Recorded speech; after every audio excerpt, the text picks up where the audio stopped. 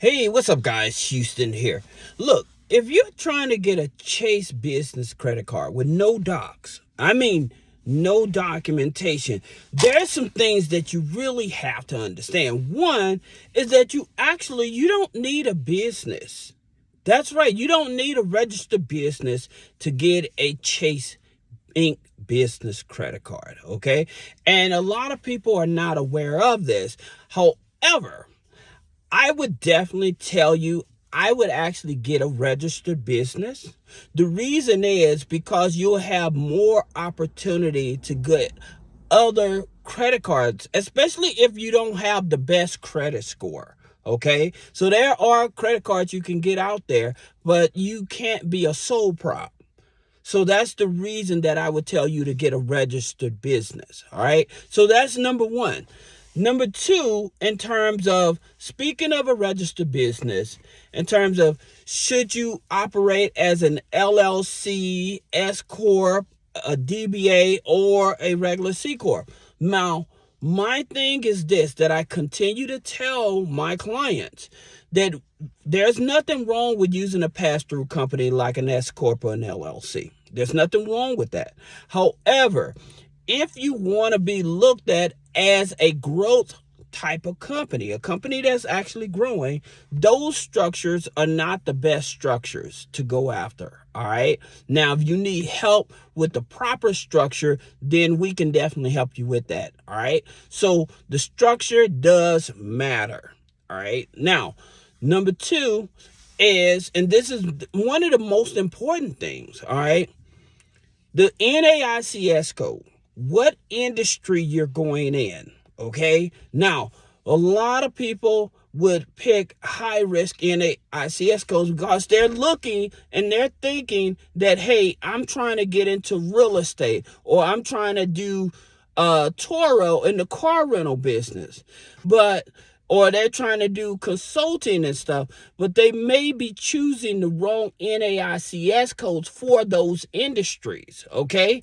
And so what it does, it kind of restricts you on the kind of capital you wanting to get. Now, for some of you all, you may be into MLM, multi-level marketing, right? So the thing about it, as with the SBA, a lot of times SBA does not recognize MLMs as real businesses. Okay. So then you as the individual, you have to come up with a different type of NAICS code for your business in order to describe it, in order for you to get funding, which a lot of people are not aware of. Okay. Now, another thing is in terms of the business name. That's right. The terms of the business name, what is it describing? How is it describing the business? Okay. And this is something that's very important as well, because a lot of people, when they name their business, they may put the word investment in it. They may put the word real estate in it. So when you have like certain words in your business name, then what it does in terms of the underwriters, they looking at you as a high risk, especially like say you're in credit repair, right? So if you're in credit repair, a lot of businesses, and I had to do full clarification because my parent company has two things in it that they don't like. Like my parent company, Business Credit America, has the word credit in it. So even though we are an education company, they look at it as a high risk type of business, right? Until they actually look at the paperwork and then the type of NAICS code. So once they see that, then they're like, oh, okay. Right? So it's just certain things. When you're going into credit repair and you trying to get funding or whatever, because it's so regulated, or the word funding, if it's so regulated or whatever, it makes it more challenging for you to get funding. All right. Now, another thing, when you're trying to get these Chase no doc business credit cards, in the terms of people worry about the address. You do not need a commercial address. I'm going to say that again. You do not need a commercial address. You can use your home address. Because of the dynamics of what has changed with the business industry, a lot of more people are home-based type of businesses and things of that nature, that commercial addresses are not necessary. So if you just want to have that separation from your home address and having like a virtual office and stuff, one thing I would tell you about the virtual office, you have to be very careful, because when banks run that address and they see it as a virtual office, that can be a high risk for the denial. The reason is because somebody else may have used that address prior to you. Since they used that address prior to you, what ends up happening is that they may have gotten credit cards and stuff with that financial institution at that bank.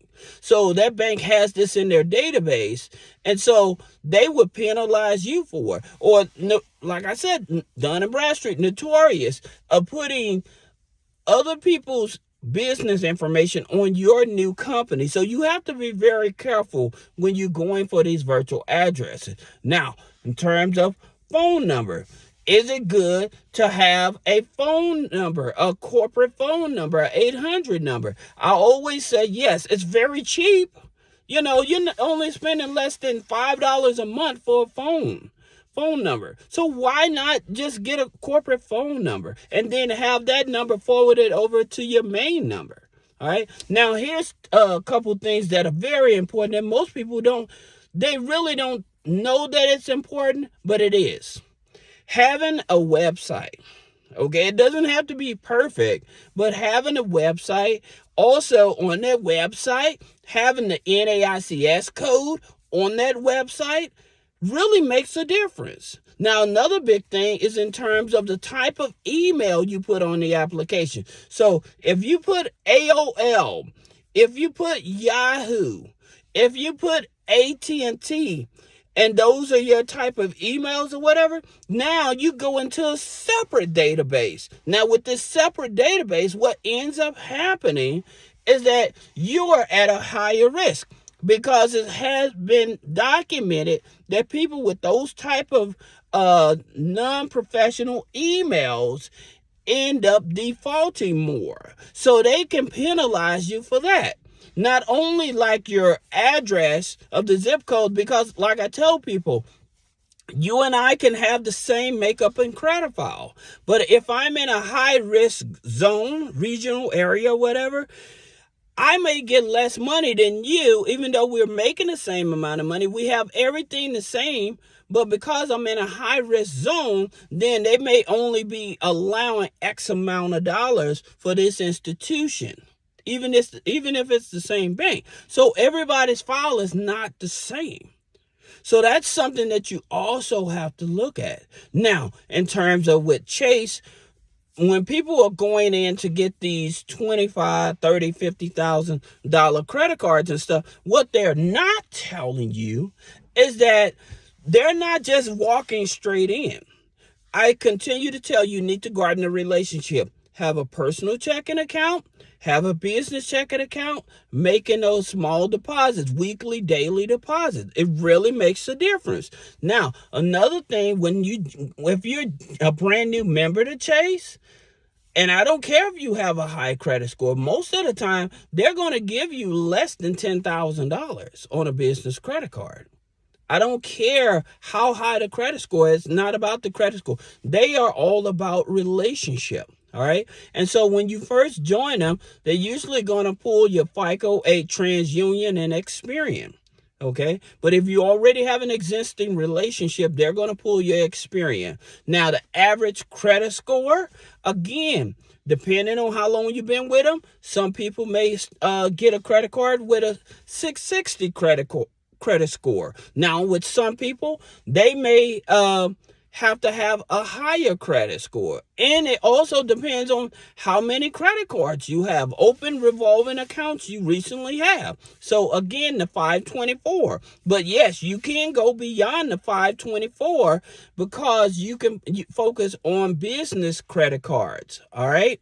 Now, if you have like authorized users and lines of credit or personal loans and stuff that you recently opened, you would have to probably call a recon, so they won't count those against you, so they can only only account the open revolving accounts against you.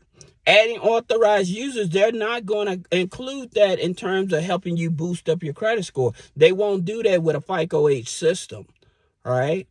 Now, again, in reference to some of the things, like I said, with no docs, they will give you this funding, but it's all about the relationship. It's all about the relationship, and that's what people continue saying. Oh, you can go. Yes, you can go there and get up to $50,000, and they'll actually give you 2 business credit cards on one hard pull. So with one inquiry, you can get 2 business credit cards. I always tell people to go for the 0% interest credit card, so you're not paying anything on the loan. But for most people, again, if you're trying to go to Chase, if you're starting out and you don't have a loan history with them or whatever, then just keep in mind it's going to be less than $10,000. If you're trying to get over $10,000, then you're going to have to show a loan history with them. All right. Now, if you have any other question about business credit funding, personal credit funding, removing negative items off the credit, click the link in the description. Schedule a one-on-one consultation. Thank you.